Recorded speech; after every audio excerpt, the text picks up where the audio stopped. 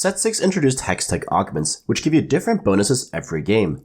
There are more than 140 augments, and yes, in this video, I am insane enough to explain how to play around every single one of them.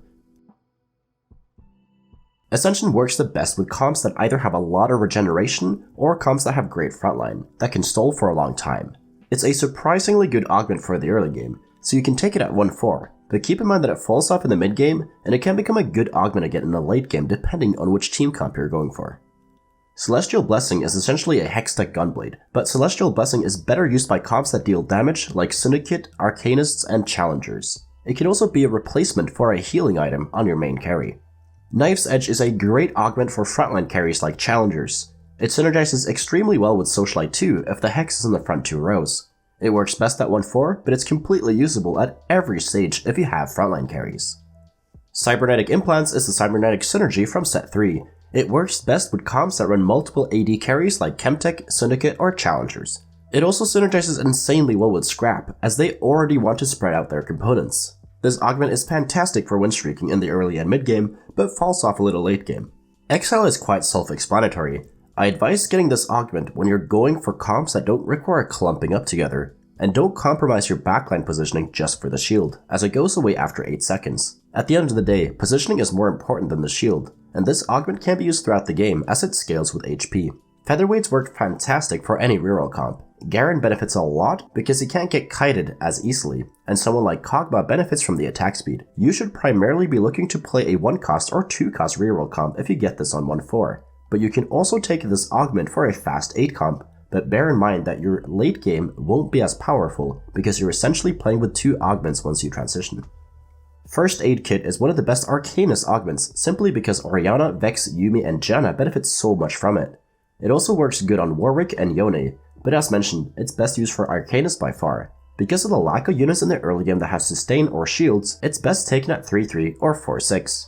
Makeshift Armor is the perfect Chemtech and Mutant augment. The fact that you can stack one on Mundo and Zac and the other one still gets tanky is a dream scenario. It's generally best for comps that have many tanky units, as they get more value out of the additional tank stats.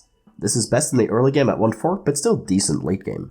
Stand United is not suited to reroll comps or vertical comps like Innovators, but it's very powerful if you're playing any horizontal comp, which will be standard for most fast 8 comps, or at best the full legendary board. Thrill of the Hunt is quite similar to Celestial Blessing, however, it works better with tanks than carries. This is because they deal less damage and still get all the healing. It's a good augment at 1-4 if you have a board capable of win streaking, however, a dreadful augment in the early game if you are weak. When you think of Underdogs, you think of only one trait that uses it to perfection: Colossus. It's incredibly efficient when you're playing Mutant reroll especially, because normally you're running 6 units for a long time, and Cho'Gath will be sustaining forever with this. And this will give more time for your Kog'Maw and Malzahar to erase the enemy board. It's best used at 3-3, however, you can also take this at 4-6 if you get the chance. Weak Spot is a combination of Last Whisper and Sunfire. It's also best used on units that deal AD and have AoE like Urgot. Bear in mind that if the lobby is stacking armor, Last Whisper will still be great, as it gives 50% more armor shred. It has some uses in the early game, and units like Ezreal use it effectively, which means that you can take it on 1-4 and not regret it, but it's much better at 3-3 or 4-6 when people are getting more healing into their teams. Runic Shield is the essential Arcanist augment. It gives these units much needed survivability against burst damage until Janna, Yuumi, and Orianna cast. It can be taken at 1-4 because TF and Swain use it really well, or later on because the other Arcanists use it even better once you get more AP. Cutthroat is the biggest counter to Arcanists, also because Assassins do well against them. However, it also works against units that require their spells to deal the majority of their damage like Yone, Orianna, and Urgot. I'd advise getting this augment at 3-3 or 4-6 since it's specific towards you and the other players in the lobby. Stand Behind Me is a great augment in the early game because Darius and Poppy are such good units, and it transitions well into the mid and late game if you play Leona plus Braum. Because of this augment works perfectly well at 1-4. However, if you get Stand Behind Me, you are making it extremely hard for yourself to pivot your board into Chemtech and Bruisers or Arcanists, so you're most likely going to commit yourself to either Shaco if you're rerolling, or Challengers or Academy if you're going fast 8. On Guard is good, but a very specific augment, just like Cutthroat. It depends on what you and the other people in the lobby are playing, because it's most efficient against frontline carries. The 4-second disarm is a lot though, so don't underestimate that. I'd advise taking this augment at 3-3 or 4-6 as you know more about how many frontline carries will be in the lobby by then. Chemical Overload is one of the best augments for, you guessed it, Chemtechs. It's extremely powerful in the mid to late game due to the combination of Zac and Mundo. Since the magic damage is dependent on the maximum health of the Chemtechs, I'd advise taking this augment at 3-3 or 4-6, especially since you'd benefit most when you have the bruisers that we mentioned above. Self-Repair is extremely good as a first augment. Innovators are quite easy to get in the early game, and they become very effective with this augment. However, you might be gambling on the fact that you're hitting Heimer or Zillion before 2-1. You also need to have a tanky unit to stall, because otherwise your units won't survive long enough for the innovation to repair itself. Unstable Evolution is also an extremely specific augment, because of the fact that it requires you to commit to Mutant reroll in order to take advantage of it. It works best on Kog'Maw carry compared to Malzahar carry. However, the great thing is that every bonus works on Cho'Gath, which is the most important unit in that comp. Sniper's Nest gives your snipers more damage every turn. The maximum amount of damage you get is 40%. This augment gives your snipers permanent damage for the rest of the game, and once they have all the damage from the trait, you can move them around freely on your board again. Duet works extremely well with challengers, since you run Taric most of the time in that comp, and it's a comp that has two main carries in either Fiora, Kai'Sa, or Yone. It's best used at either 3-3 or 4-6, as you already need a socialite unit to get value out of the augment. 1-for-all is very similar to the Darkstar trait. The bonuses are fixed compared to percentages, which means that Shaco and Akali benefit a bit more from it since they build critical damage and not raw AD or AP. So Small is a throwback to the Yordle trait of set 1. This trait is all about dodge chance. It will make Vex and Poppy surprisingly tanky against units like Jhin, Urgot, or Challengers. However, it won't be as effective in lobbies where the primary carries are AP like Arcanists. Bear in mind that Rapid Fire Cannon can still counter this trait. This augment is amazing for Yordles. It can be taken at any point in the game if you're playing the comp. Dual Rule works best if you have an opener to go Samira plus Scion or Samira plus Talon dual carry. It's a very specific augment that is only useful if you're rerolling Imperials. I'd advise taking this augment at stage 3-3 or 4-6 as you don't want to commit to Imperials already on stage 1. Phony Frontline helps you in the early game and works best with items that deal damage over time like Morelos or Sunfire.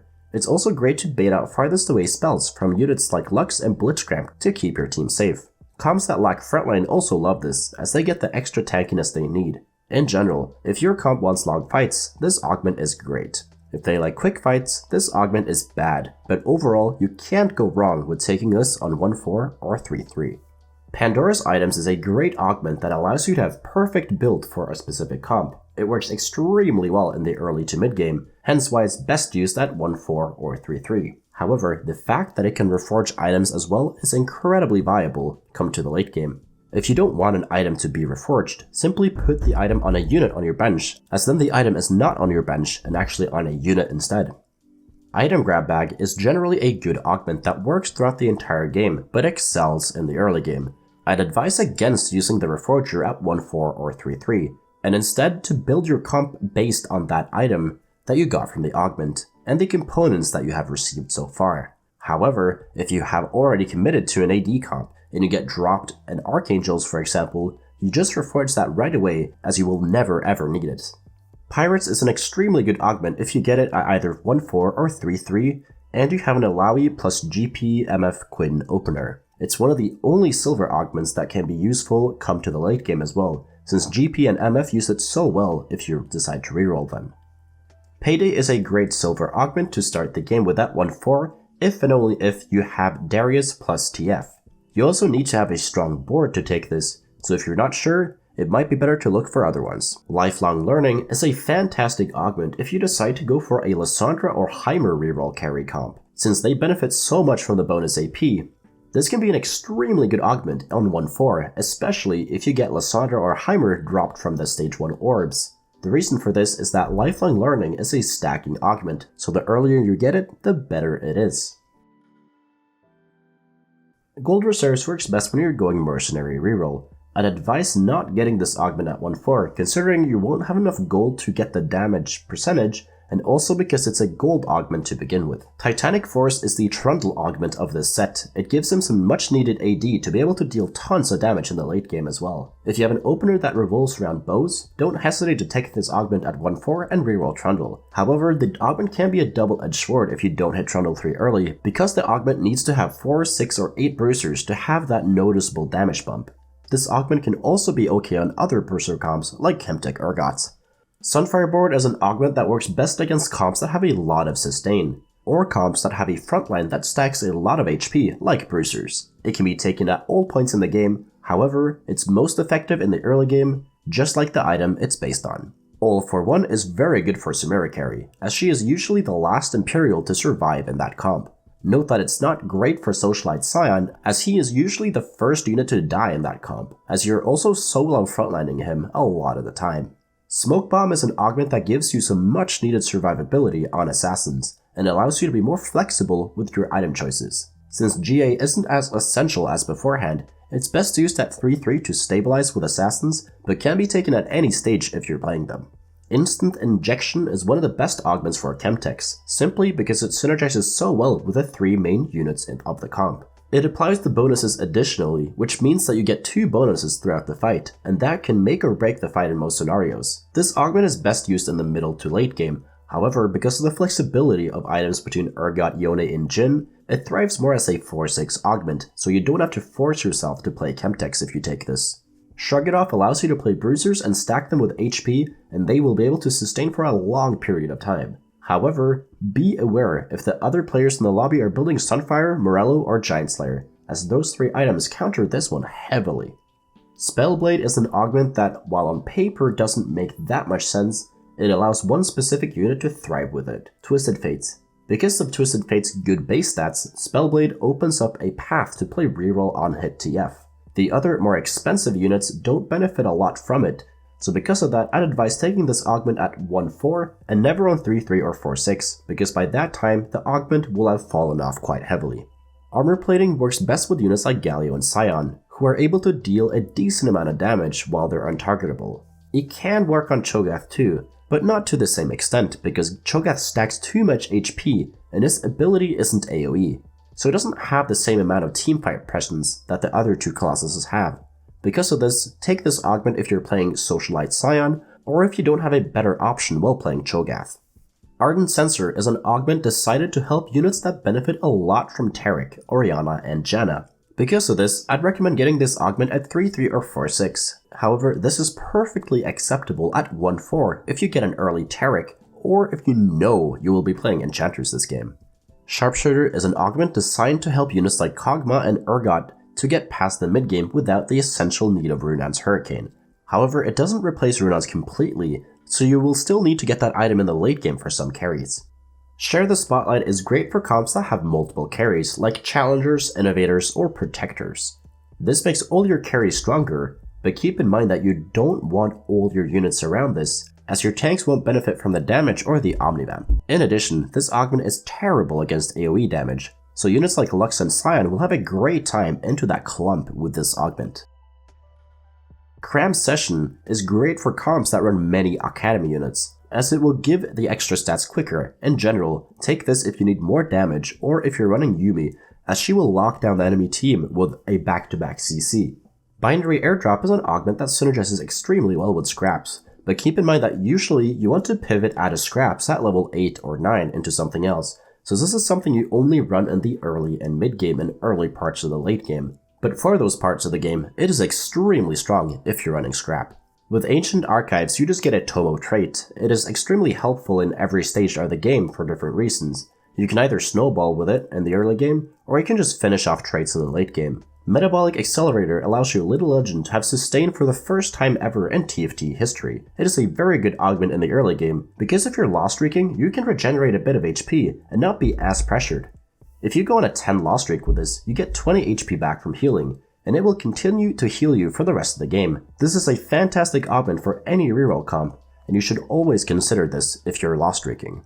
Salvage Bin helps you a lot if you want to slam items freely in the early game, with the idea that you can sell the unit and remake items. It works best in the early to mid game, however, it's also usable in the late game. Just be careful, if you decide to take this augment at 4-6 and you're playing a fast 8 comp, I'd recommend rolling down at 4-7 as well as 5-1, because you're going to have to rethink the items as well on your board, so it's better to lose a bit of gold in order to have a much easier stabilization. Highroller works at all stages of the game, but since it's a prismatic augment, chances are you're going to see it later in the game. You can decide if you want to use the dice in order to stabilize for a 2-star version of the units that you're looking for, or if you want to risk it for the 3-star version of a specific unit. But this way, you're playing without a prismatic augment at the latter stages of the game, so be a bit careful before you decide to pick this in the early game. Portable Forge is quite good if you don't have any other good options. You will get offered 3 OP items that multiple carries can use. This can be taken at any point in the game. Band of Thieves is an augment I only take when most of my other options are bad. The augment is decent itself, but it's best used if you have multiple units that can be tanky and also deal damage. A comp that uses this augment great is Chemtech Overload, as Dr. Mindo, Zac, Tom, Kench, and Vi are all great Thieves Gloves users. New Recruit just gives you a Force of Nature, or Tactician's Crown as it's called now. You can never go wrong with taking this augment, so I usually take this if my 2 other options are bad. Broken Stopwatch is not a great augment compared to the other prismatics, but it's not bad for the Jhin comp as it runs 2 clockwork. This one is great if you have healing items on Jhin, as he will have time to chill and heal back up to full. Woodland Charm is a great augment for the early game. The 1500 HP copy is very good for stage 2, because it allows you to have an even tankier version of the tank you have. Also, the copy does gain the benefits from the trait as well, so a bodyguard copy does gain the exact same amount of armor from the trait. Bear in mind that it does fall off later in the game, considerably at stage 4 and beyond, but Woodland Charm is a very good 1-4 and 3-3 augment. I covered the rest of the traits in my economy guide, so I will link that in the description if you want to learn about the rest of the augments.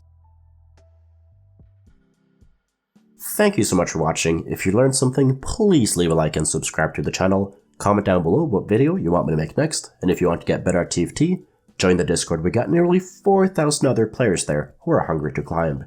And if you want to get coached by me, the information is over on the Discord server as well. So take care and see you in the next video.